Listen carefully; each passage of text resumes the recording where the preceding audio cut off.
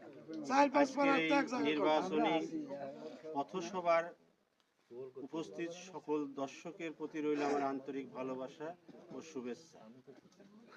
আগামী 12ই ফেব্রুয়ারি জাতীয় সংসদ নির্বাচন অনুষ্ঠিত হবে রোজ বৃহস্পতিবার।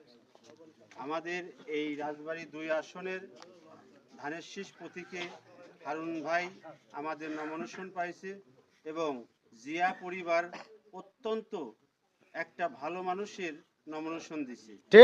আমরা আন্তরিকভাবে জিয়া পরিবারের কাছে কৃতজ্ঞ।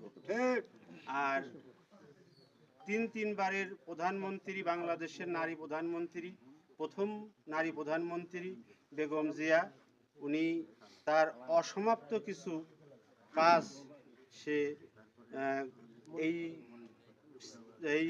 2026 সালে দেখে যেতে পারল না।